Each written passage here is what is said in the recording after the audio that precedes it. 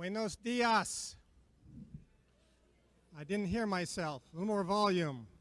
Buenos dias. It's a Hispanic Latina Day, so we'll start off with some flavor. You've been listening to some music of the culture and hope you've been rocking out and enjoying that. Welcome to our Dean's Convocation on a day of warming weather. I've often told my students over the years that you can't live in Iowa and be a wimp. You have to be strong, and grit is sometimes part of one of those characteristics of success. You're enduring a cold winter, and I commend you for that. We're here at a convocation. If you've been here 2 semesters or more, you know that we hold 2 convocations every year. The President's Convocation in September, which is somewhat of a formal event, and the Dean's Convocation in January, which is less formal and a little more fun and interactive, and we'll get to the interactive part in a moment. Convocations are settings of some sorts. We gather together, we celebrate something, we learn about something, we learn about new ideas or new people, we see role models, and we take something away from it. We learn from it, and we're different because of it. Similarly, universities, as you probably know, are not job training centers. We are here preparing you to be good employees and find success in your careers, but we don't teach you to make widgets. We're helping you develop character and leadership and train your mind so you can think critically as part of the new economy, which requires that you be flexible and think and react and communicate, etc. So I hope you're having a good experience in this and learning and growing. We have good faculty who train you, and to the extent you invest your time, you'll learn much and be prepared. The convocation this year takes a little bit different trend than we've done in the past years. For the past 5 years, we focused on African American issues. We brought in various men and women in the African American community who have achieved much, who had a story to tell, and we're better because of it. We're better informed. Today we're here to celebrate another element of our community, the Latino, Latina, Chicano, and Hispanic communities, of which we have more than 70 students, and many of them are here on the floor, and we're grateful that you're here, and we'll know something more about them as the day continues.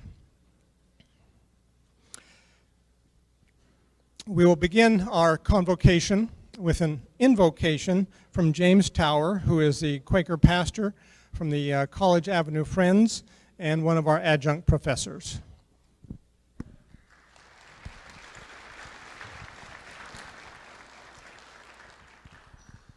Will you pray with me? Gracious God, we thank you for calling us here together. We thank you for our unique stories that brought us to this place where between diversity and adversity, you've done beautiful things for a long history of empowering people to make an impact on the world. And I pray, Lord, that you would open our hearts this morning to what you would have us learn, to the ways that you would have us grow, and just to be open to a different perspective from another culture that's trying as best it can, like many others, to reflect who you are and so many wonderful things that you have made us humans to be and do. And so I just pray, Lord, that you'd open our hearts and open our ears and open our minds this morning to help us to be challenged, to grow, and to change in the ways that you call us to show your love to the world and to change the world for the better. And so we just thank you for calling us here. And we thank you for your spirit at work among us. And we just ask, Lord, that you would bless this time. In Jesus' name we pray. Amen. Before introductions, let's move to the interactive part of the day. So Scott and Dino, come on forward. I've invited many of you to attend. I'm glad many of you are here attending, some of you because you have a class assignment, others of you because you want to be. One student this morning said, when I asked her if she was coming, she said, yes, if you bring chocolate. So I've invited 2 of our baseball players, pitchers, not to strain their hand, but to throw some chocolate your way. Do so as quietly as possible without interrupting. Okay.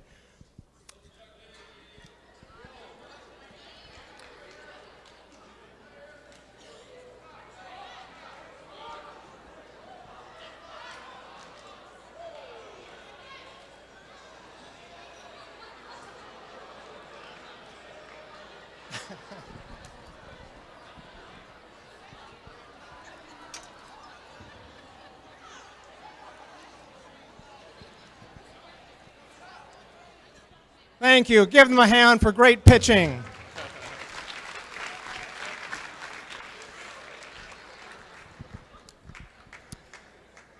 Interactive segment number 2. If you've attended sports events here, you know what this section is, correct? The Penn Zone. And we have an active Penn Zone for athletic events. Today, my friends, you right here, are the academic Penn Zone.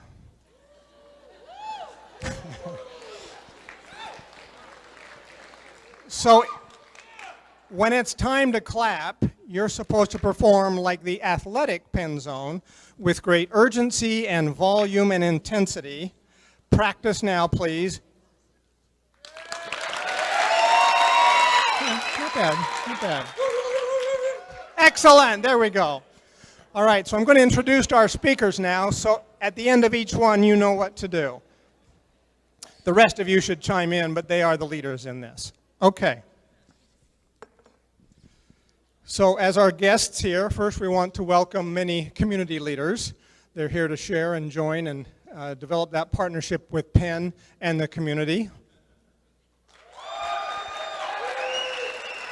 Okay. We also want to thank the university maintenance team, Terry DeYoung for organizing music, coaches and faculty for urging your attendance, you for being here, and Christy Boston for organizing all the details.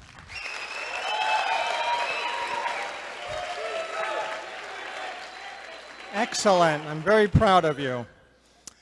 Behind me we have special guests I want to introduce. I'm not sure what order they're in, so just stand. Jeremy, where are you? We're missing one. Would you? Okay.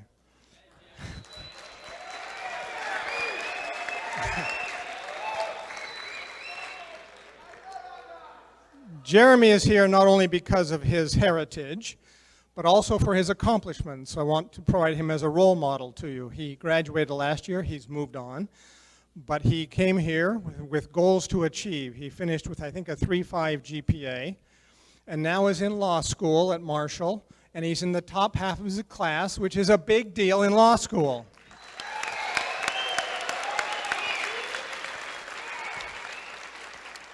And he played soccer, underscoring that at Penn, if you work hard, you can play your sport and achieve academically. All right, next we have Emily Ott. Emily's one of our adjuncts who teaches many courses and students love her.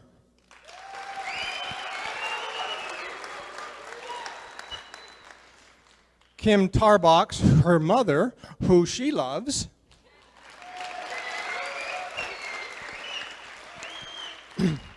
Emily and Kim introduced us to our speaker, Christina.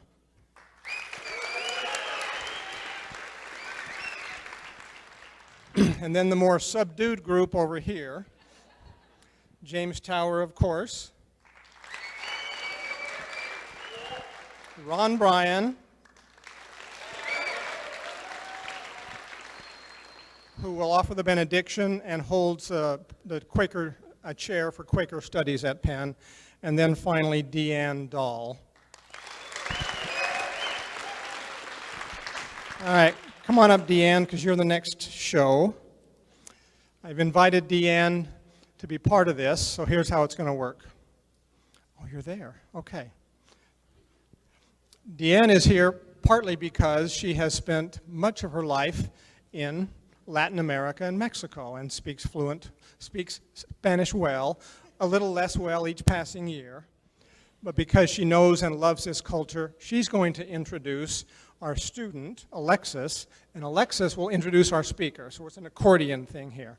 So Deanne, and then Alexis, and then our speaker. After Christina concludes, there'll be a big round of applause after each of these, right? We've got several applauses yet.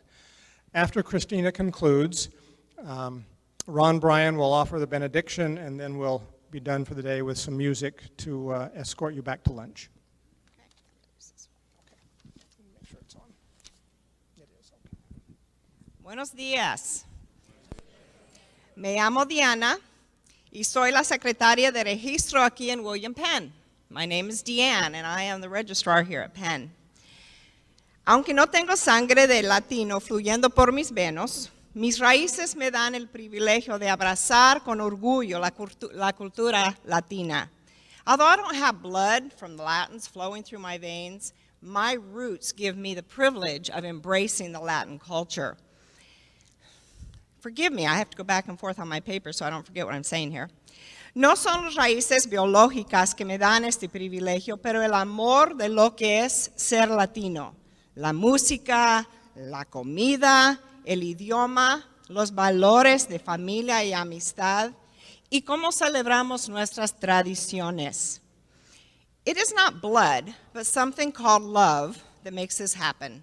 Love of the music, the language, the flavors, my perspective on life and values of family and friends, and the way that we celebrate holidays. Mi familia se trasladó a Honduras cuando tenía 1 año de edad para trabajar. Vivimos en Centroamérica hasta que llegué a tener los 18 años. Después regresé para estudiar aquí en Iowa. Después de casarme, regresamos a México, donde vivimos 15 años. Y aunque tenemos ahora 19 años viviendo aquí, siempre tendré ese amor del latino en mi ser. Es parte de quien soy hoy. Although we moved back to the States after living in Honduras most of my life and then returning to Mexico with my husband, we've been back in the States 20 years, but I will always embrace the Latin part of who I am.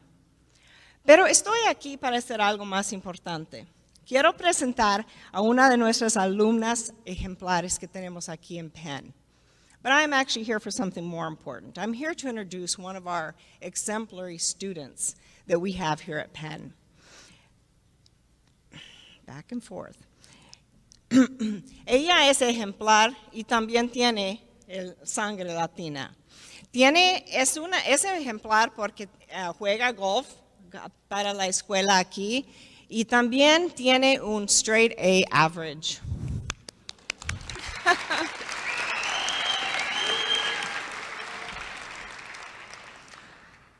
Aunque Alexis nació y siempre ha vivido en California, tiene raíces latinas porque su papá viene de Portugal. Vino cuando era joven y su mamá viene de México, del estado de Chihuahua.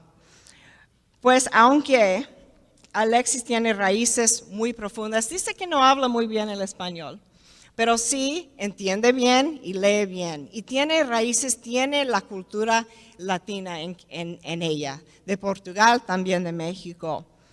Although Alexis is one of our exemplary students, partly because she is a straight A student, partly she's a golfer, and she manages to put both of these together.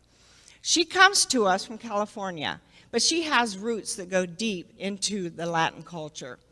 Her dad came from Portugal when he was just a young man, and he met her mom, who was actually born in California, but comes from Chihuahua, Mexico. And she hasn't really returned to Mexico much, but those roots are deep into her family, the traditions and who she is and what she brings to us. So I am proud to present Alexis. I want to present her as someone who we are proud to have as part of our culture. And that culture is who we are here. Let's share what we have together. Let's leave it at that. She's here. We're grateful to have her here. Gracias, Alexis, por estar con nosotros. Va a presentar a nuestra invitada y qué gusto es tenerte aquí. Gracias, Alexis.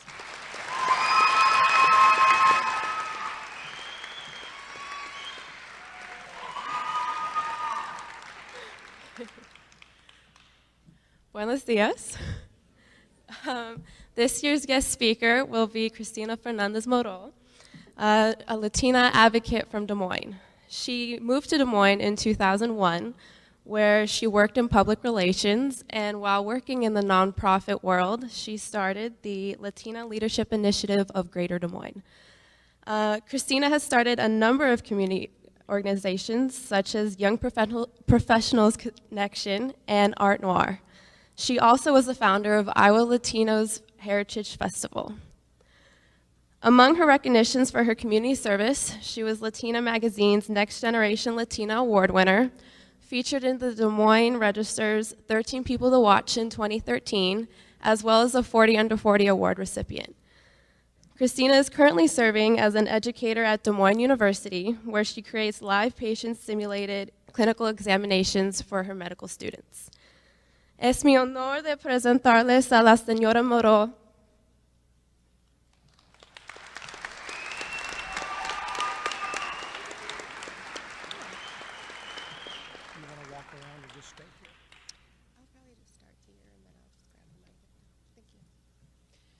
Well, good morning, and thank you for that wonderful introduction.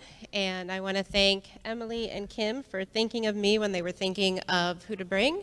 And I'd like to thank Dr. Stalley for believing that I'd be a good speaker, and hopefully I can live up to their expectations. And I want to thank you for coming today. I understand it's not exactly required, so you chose to be here. So I'm honored and privileged that you decided to spend your time with me. When I first got called about coming to speak, and I asked, well, what would you like me to talk about?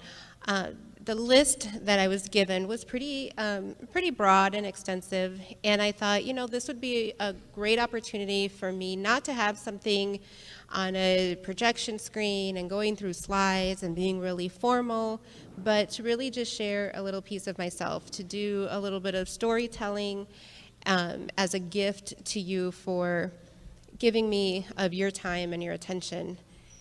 And I really wanted to talk to you about how I came into my education, because from what I know about William Penn University and the students that they attract, you probably all have some really unique and fascinating stories on how you got here. And hopefully if there's time, I can hear some of those afterwards.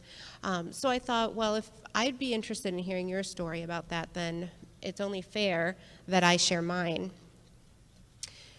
I started school a year before I was supposed to.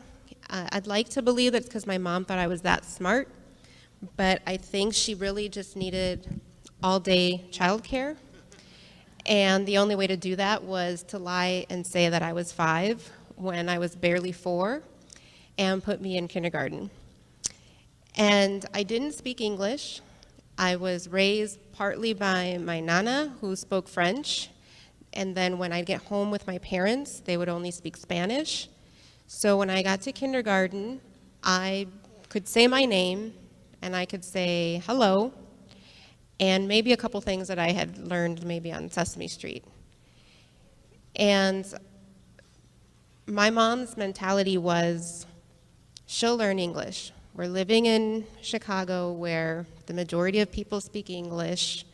She'll learn that. My job as her mom and my dad is to teach her Spanish because no one else is going to put in that effort. And I'm really glad that they did. And it's something that now, as a parent, trying to teach my kid Spanish, I realize that wasn't an easy task when everything else that your child is surrounded by is not the language that you're trying to teach them at home. Unfortunately, by the time my siblings came along, when I was 5, my house was no longer bilingual. My dad had had a hard time finding jobs, partially because he didn't speak English very well, and he really wanted to learn English. So I remember coming home from kindergarten with my little phonics worksheets of letters and sounds, and my dad and I would do them together, and he was learning right along with me so that he could provide a better life. After all, he had left his country and everything he knew for that. And the only way he could do that was by speaking English. So we went from having Spanish television, my dad reading Spanish books, having Spanish picture books, to everything being in English. So my younger siblings are not bilingual. And now as adults, they hate it. And they wish that they had grown up in the bilingual home that I did. And I tell them, but think about this. When you got to school, you could go up to any kid you wanted and say, hey, my name is Louis, and what is yours? Or do you want to play Legos? Or whatever it was that you wanted to say. When I got to kindergarten, I was terrified to ask where the bathroom was because I didn't know how. So, you know, there's your pluses and minuses. Luckily, they don't blame my parents. They realize that it was just kind of circumstance, and that's how things ended up. And now that they are raising kids, they're in the same boat as I am, in that we have learned to think and dream and speak and read and write English. It's the first thing that comes to mind. So it is really, really tough for them also to try and teach the value of learning Spanish and learn it alongside their kids. They try. And I have one niece in particular who's picking it up really quickly and speaks it better than my brother, but you know, maybe she'll be the one sitting at the table teaching him Spanish. But my challenges, once I learned English, didn't really go away, mostly because I grew up in Humboldt Park, Chicago. Anyone else from Humboldt Park? Anybody heard of it? Yeah.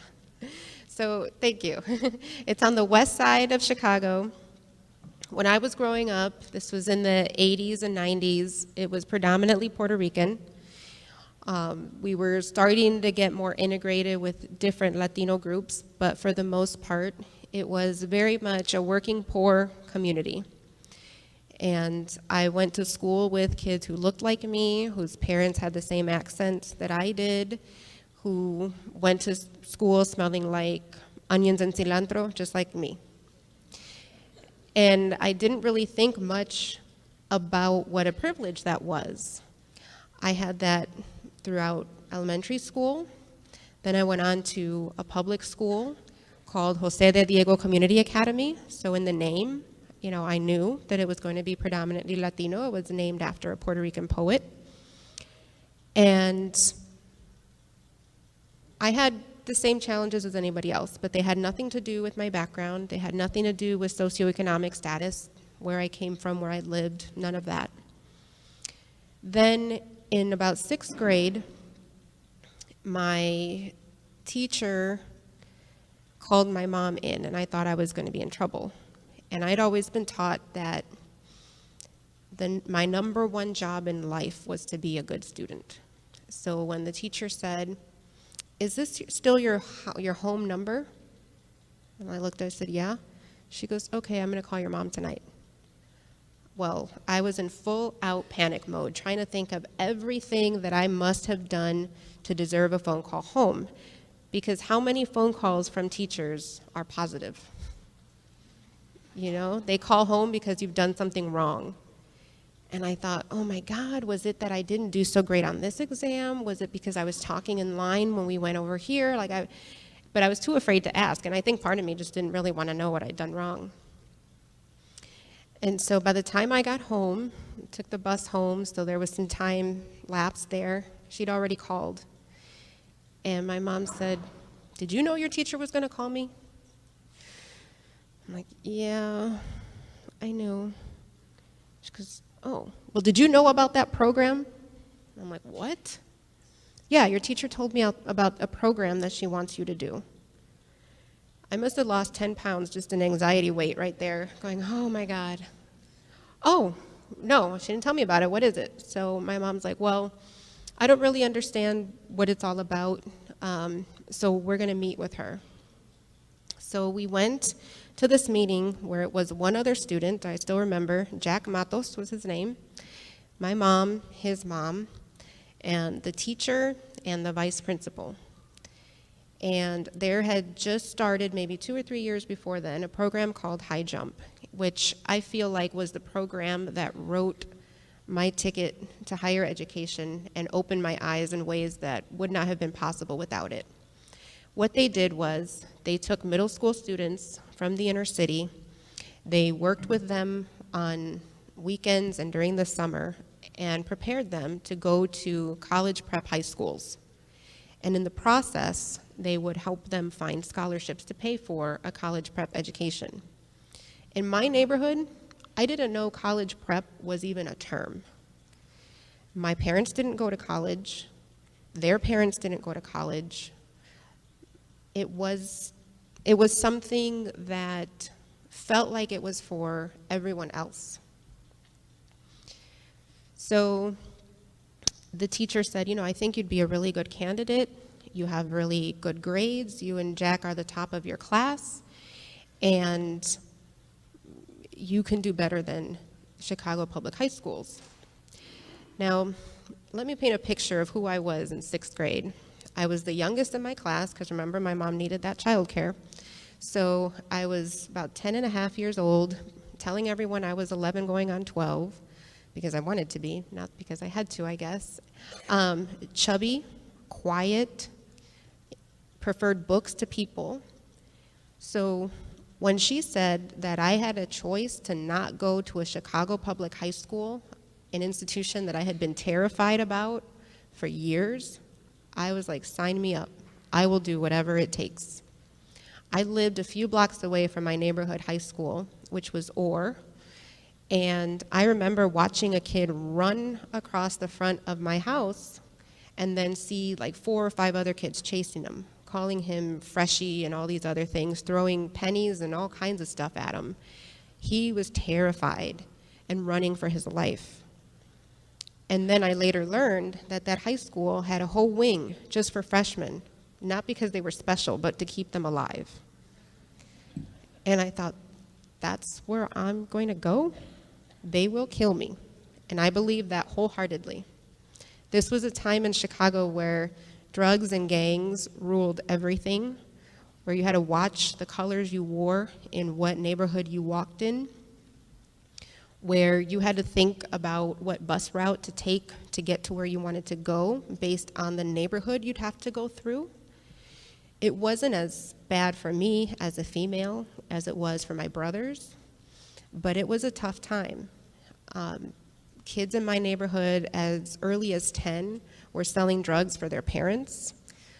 Most girls by 13 and 14 were looking to get pregnant so they could leave their home and go live with their boyfriends who were not much older than that and didn't have much more to offer them, but they just didn't want to be home anymore, and that was their way to do it.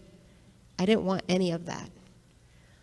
So when they said, there's this program called High Jump, but you have to get up at 7 in the morning every Saturday, take a bus across the city, and take high school level courses for 6 hours every Saturday. And in the summer, you have to get up at 6:30 in the morning and take the bus and take high school level courses for 6 hours a day, 5 days a week, from 6th grade on. I was like, okay, I'll do it, because the alternative wasn't something that I thought I could survive.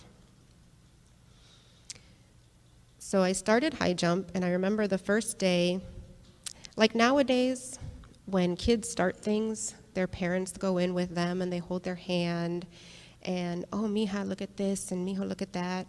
No, my parents were like, what time does the bus get there? Make sure you're on that corner when the bus comes. Good luck. My mom worked 2 jobs, my dad worked 2 jobs. There was no time to coddle as kids. So I had a bus pass and a map. This was before we had our phones and they could tell us what bus to get on and when that bus was coming. So I'm waiting on a bus stop. I'm about 4'11" and round. Everyone else are adults. They've got their work bags ready to go to work. It's still kind of dark out. Got on the bus, shaking, scared, thinking I was going to miss my stop, and then what would I do? Because the only route that I knew was how to get from my house to the program. If I missed that stop, I didn't know what I was going to do. And I couldn't just call home and be like, hey, Mom, come pick me up.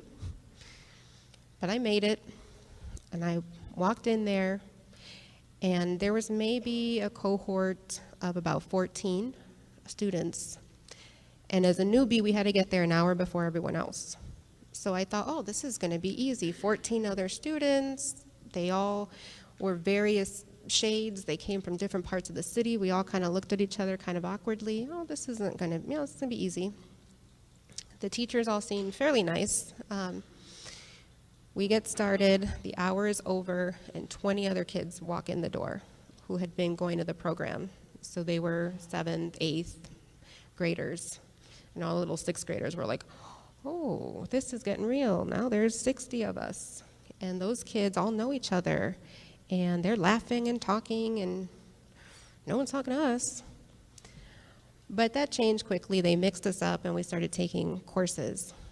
And having gone to the public school, I didn't know how to study, and I didn't really have to. And when I started taking these high school courses, I was no longer top of the class, and I didn't know how to do that.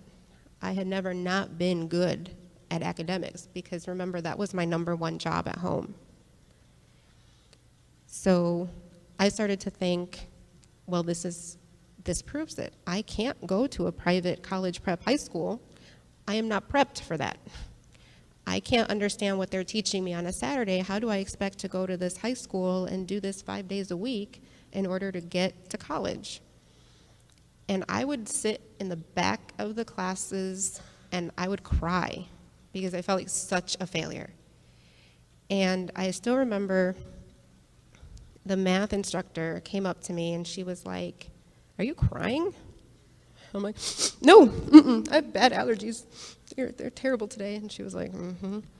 And so she was like, "I notice you're struggling, and there's a couple other students who, probably have the same questions you do. If you have time afterwards, stay after and we'll work on some of the problems." And even doing that, I couldn't get them. Algebra to me was just something that didn't stick the way it was sticking in everyone else's head. And she kept telling me, once you get past this hurdle, then math will be easier for you. And I kept looking at her going, is this woman insane? No, if I can't get the basics, how am I going to move beyond? Because for the most part, what we were learning in there was freshman level stuff. So I asked the director of the program, I said, how terrible do you have to be to get kicked out of high jump? And she said, you don't get kicked out of high jump. She goes, maybe behavior would be a reason, but academics, no. I said, so what happens when you can't succeed in high jump? And she said, then we put you in this class called synergistic study skills or something. I thought, that sounds harder than the math class that I can't pass. So I went to a class that really taught me how to listen, how to take notes, how to read something. I could read like no other, but to read it in the way where I was able to highlight what I was supposed to learn was a very different way of reading. And I had never done it before, and I didn't know anybody who had ever had to do it before. So little by little, I started getting better. I was never top of the class in high jump, and it bothered me all the time because I was used to that. But I also liked the safety net of knowing that they wouldn't let me fail. I had never had that before. And moving forward, I don't think I ever have. So fast forward, I go through 6th, 7th, and 8th grade, going on Saturdays and going in the summer.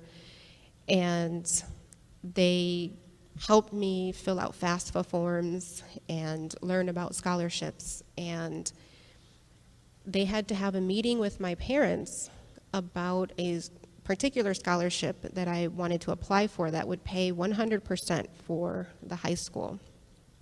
And it was thousands of dollars that we didn't have. If I didn't get the scholarship, I would have to go to public high school. And so they came over to the house, they interviewed my parents. My parents were super nervous because here were a bunch of strangers coming into their house to talk about money, something that made them incredibly uncomfortable because they never had enough of it. And they understood that, or they felt that if they made a wrong impression or a bad impression, or they didn't seem like they were supportive enough or invested enough, that maybe they would decide not to give me the scholarship, that I wasn't deserving enough. So it felt like the whole family was applying for this scholarship. And they said, now understand that this is a tuition-only scholarship. Going to this school, just like going to college, there are going to be a lot of other fees. And those fees are another couple $1,000s. There will be book fees, there will be administrative fees. She'll have to have a special uniform for this and that, and there were all these requirements. You have to play one sport for at least 2 seasons, and you'd have to buy that uniform and all this stuff. And in my head, it's going cha-ching, cha-ching, cha-ching, cha-ching. And I said, you know what, Mom, Dad, I will get a job. You sign on the work permit, I will get a job. And I was 12 years old, so it wasn't even legal. But I said, you pay for this high school and all those crazy fees that make no sense to me right now, and I will pay for my college. You won't have to pay a penny. So they said, well, okay, we'll find a way, whatever, we'll think about it. The moment I was 14, my mom signed and I got a work permit.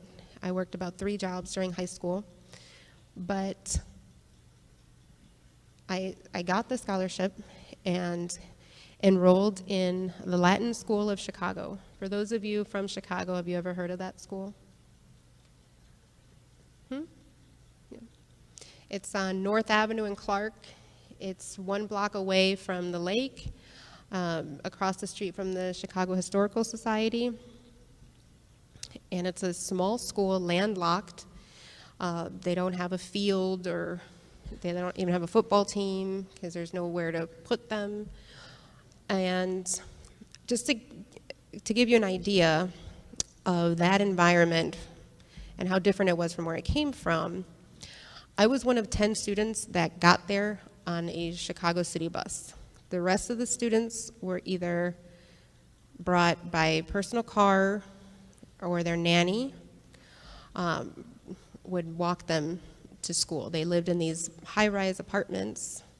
The local newscasters in Chicago, that's where their kids went to school. Some of the Chicago Bulls, that's where their kids went to school. Oprah Winfrey at one point had been a trustee of the school. It was money. It was people living a life that I didn't even know existed. And it was the first time that I had been with that many rich white people in my entire life. And it was a whole different level of fear and insecurity than what I had even thinking about going to a big, dangerous public school. So first day of school, I dressed the way everyone in my neighborhood dressed because I didn't know any other way. So I had my baggy jeans and my big, baggy Looney Tunes t-shirt and my Nikes. And I get to school and people are wearing brands I'd never heard of and looked completely different. I looked like glitter and milk. My stuff was colorful, it was loud, it was big, it was baggy. It screamed urban, I guess. And I thought, all right, well, I'm never wearing this outfit again. And a few kids talked to me because there were a few other kids from high jump, but we were just as equally scared. And afterwards, after the first day, I was waiting for the bus at the wrong bus stop, so I was right in front of the school, and people thought I was waiting for like my nanny or my car or whatever. And this girl comes up to me and she goes, oh, so like, are one of your parents black? I was like, not really. So like, are you white? No, I don't think so. Oh my God, are you Mexican? No. The hell? She walked off. Didn't ask my name, didn't ask, anything else. Just wanted to know why I looked the way that I did.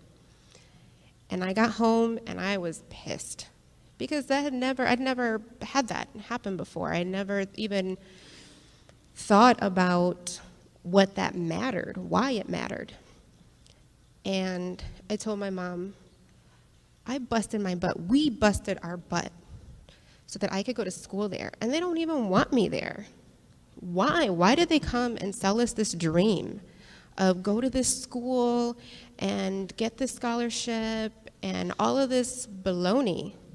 They don't want me there. They don't know what to do with me. None of them are like me. And my mom had no idea what that was like. She hadn't experienced that. So she just was like, yeah, mija, it happens. You're going back tomorrow. It's like, it took me a while to make friends. I can't say, even to this day, that I ever fully felt comfortable there, but it did change my mentality. And I thought, you know what? Screw this. I deserve to be here. I worked my butt off. I didn't get here because my parents could just pay the money. I got here because I worked for it. I got here because my family thought that I could, because they worked just as hard and are working hard to pay all these ridiculous extra fees for crap I don't even want to do. And this is a means to an end. If I can survive this, then I can move on and do something that nobody else has done. Not even realizing at the time I already was. So I started to look at it as a strategic investment. And maybe that's where I started to become a business person, because I thought, it's costing me this many, or my parents, this many thousands of dollars for me to be here. It's costing me my feelings of comfort, my feeling of belonging, but it's not going to take everything from me. I'm going to get something out of this. So I made friends with the college counselor like my freshman year. Most of my peers didn't even know where her office was. And I said, listen here, I need to get to college. And I don't know who else to ask, so what do I need to do to get there? And, you know, she started the process of, you know, telling me how to get there and what to do. And she said, you know, one of the things that they look for is a varied background. And she said, I noticed that you're not involved in anything. After school, you run out of here. And I said, well, yeah, outside of here, you know, I do dance. And she goes, okay, that's good. Then that's one thing. What else? I don't know. That's all I've ever done. And she said, well, you're going to have to start doing more, because right now you're just going to be filling a quota and a smart kid. But you're a dime a dozen. And I appreciated her being that candid with me, because she was absolutely right. The same way that I had worked to get there, there were other Christinas around Chicago and LA and New York and every other urban center you can think of, working just as hard. So what made me different? How would I stand out on a college application? So instead of seeing school as a place I hated to go with people I didn't want to be around who made me feel extremely uncomfortable, I thought, okay, I am going to be so wrapped around this school and involved in so much that I'm going to force them to like me, or I'm going to force myself to like this. Something good is going to come of this. So by the time I graduated, I was like the president of the social club. I was planning prom. We had a leaderboard in community service, and I was always at the top for most hours served. Plus, I worked at Menards. And I was like, I'm going to be the most well-rounded. I even did athletics, which I'm not athletic at all. But they didn't know that, and they couldn't kick me off the team. So I put that on my college application, too, that I did a season of basketball and a season of fencing, because you didn't have to run in fencing. So I learned that after basketball, unfortunately, or there would have been 2 seasons of that. But so when I got to Iowa State University, a lot of people around me were having the experience that I had had when I was 12, of being in a place that was different, of being around people who came from different places and had different backgrounds than them. They were having the culture shock that I had already been through. They were questioning themselves and their ability the same way that I had years before. So I felt that even though at the time it was painful, I would cry after school. I would cry on the bus on the way to school thinking, God, I gotta go there again and be on, because then I would get to school and pretend that I loved it there and everyone was my best friend and yay, this is wonderful. And I would see, people going through that at Iowa State, and I was like, you know what, now I can be of service to these students, because I saw in them the same look of, holy cow, what did I get myself into, that I had had prior. And I think that was really when I started to think about service, serving other people, because a lot of people had served me.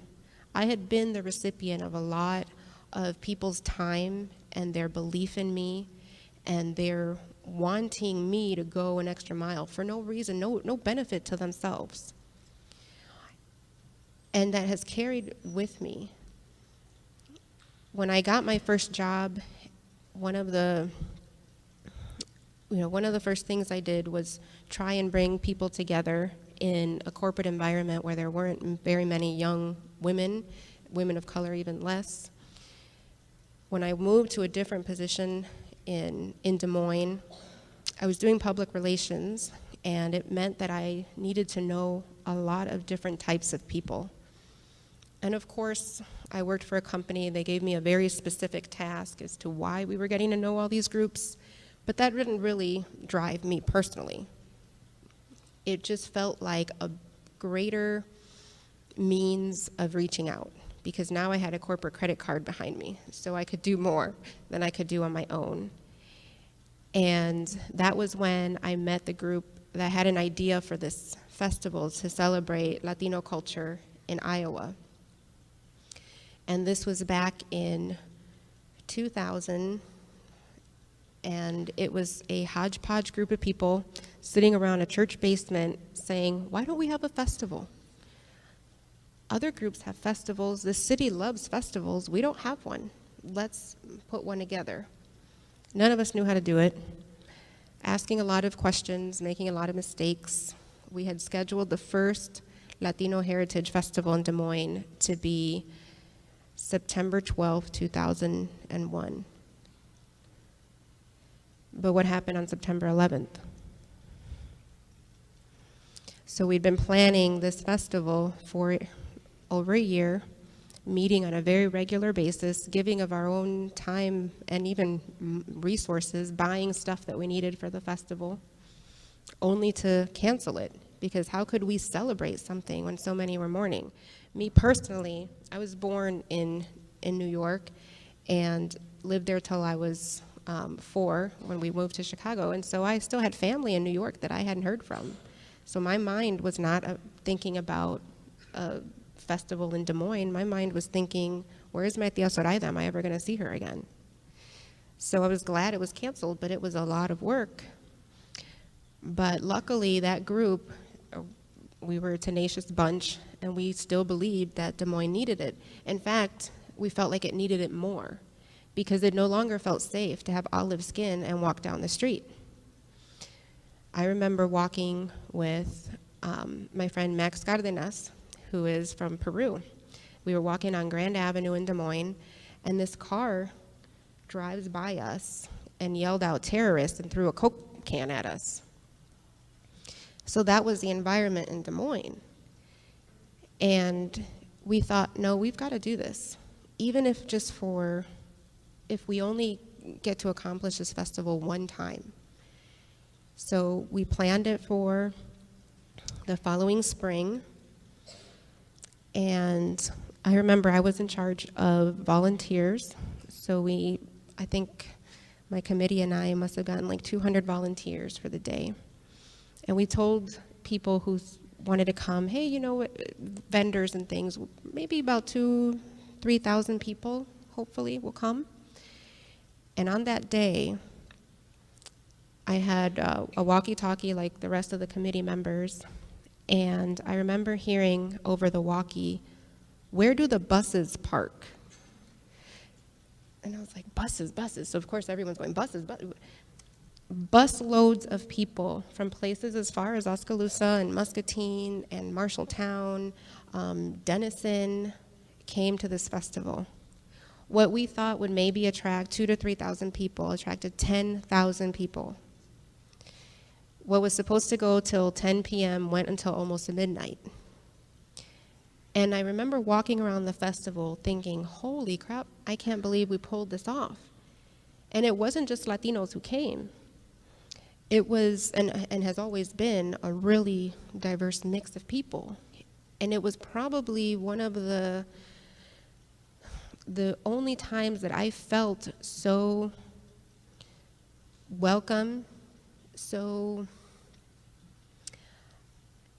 like I mattered so much, that all these people came out and they were tired of being in mourning from 9/11, and they were tired of feeling like victims. And this one lady came up to me, and an older lady, and we had volunteer on our t-shirts, all of the committee members, and she's like, did you put this together? Did you do this? And I said, well, I'm one of the people, yes. And she was like, thank you. Those are my grandkids over there. And she pointed at a group of teenagers, middle school kids, about 4 of them. And she said, they haven't wanted to speak Spanish since 9/11. Pero óyelos, ahí están hablando español. And they, not only were they speaking Spanish and joking and laughing, they were wearing t-shirts with a Dominican flag, and one of them had a Dominican flag on his back. And this little old lady had her little Dominican flag, and she had tears in her eyes.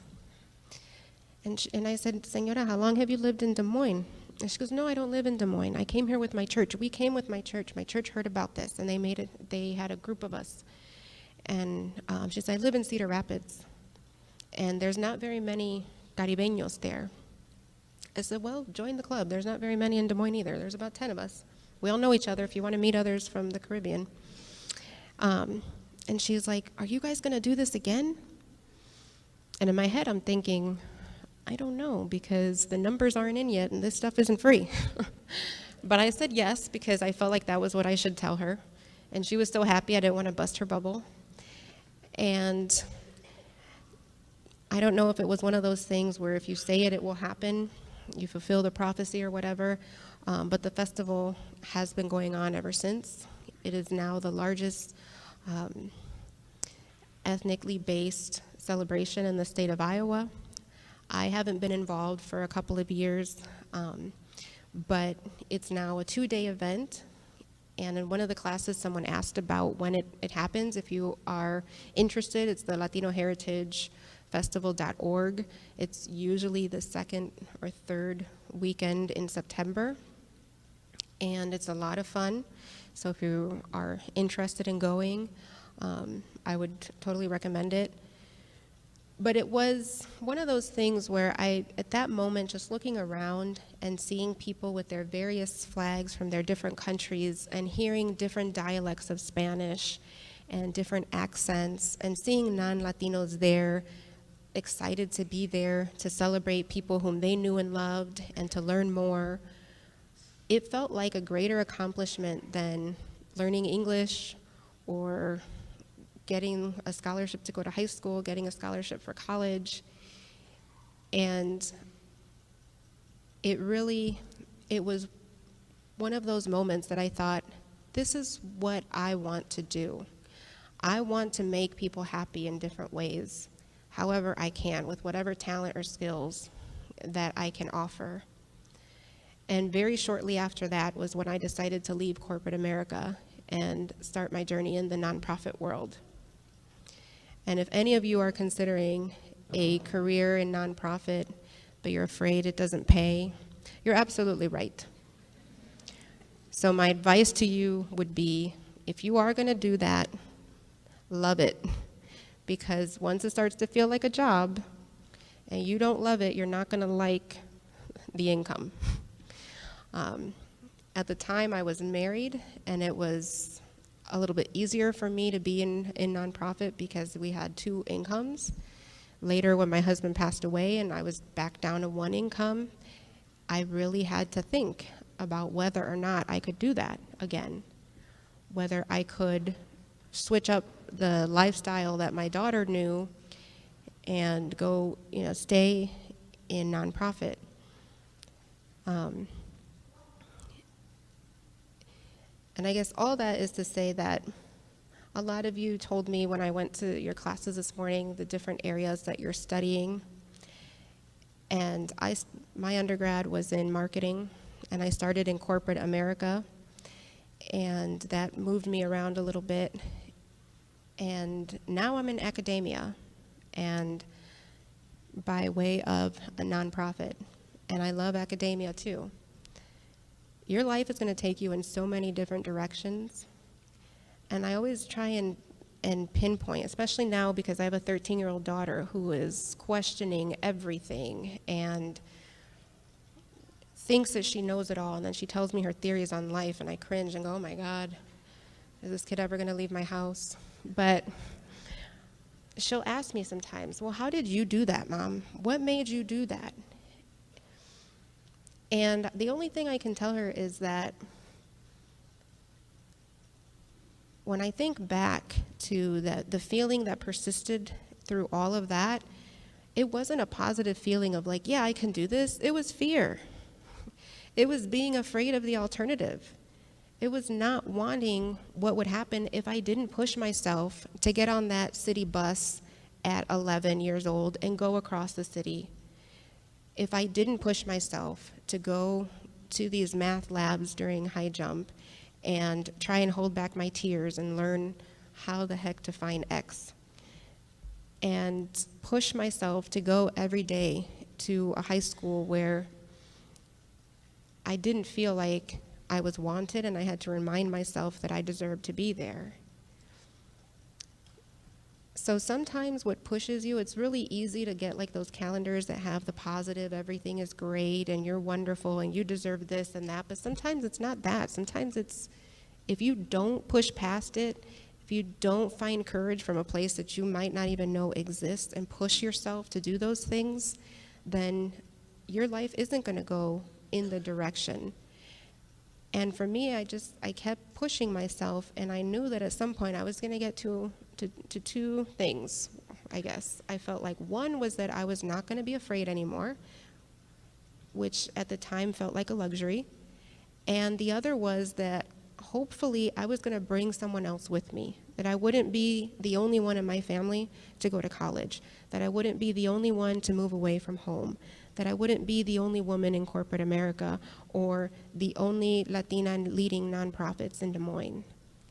That one day there were going to be others, and I was going to be surrounded by people who would then inspire me because they had done what I did.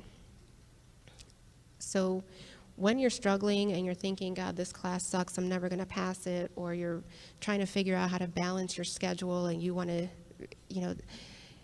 just remember you're not always going to be in that position. It's not always going to be tough. And from what I can tell about William Penn University, you're in some wonderful company.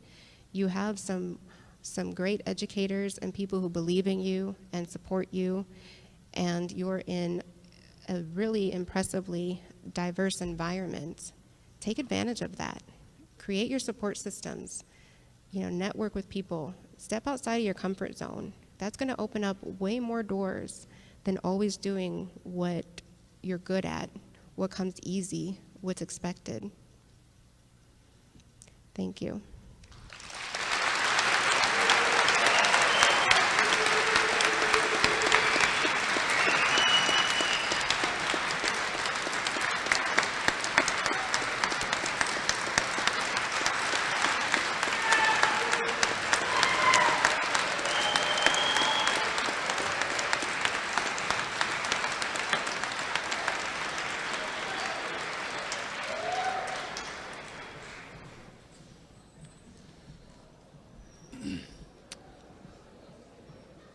We'll close with a short prayer, maybe.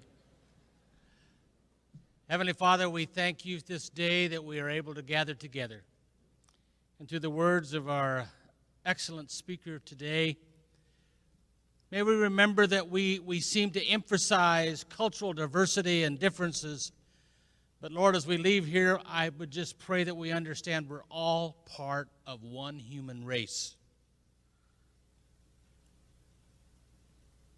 we need to remember that, walk in it, love and respect each other, and take advantage of every opportunity that comes along our way. Lord, we pray for this institution, that we continue to draw students here from all across this world, and that we can work and learn and love together. We pray in Christ's name, amen.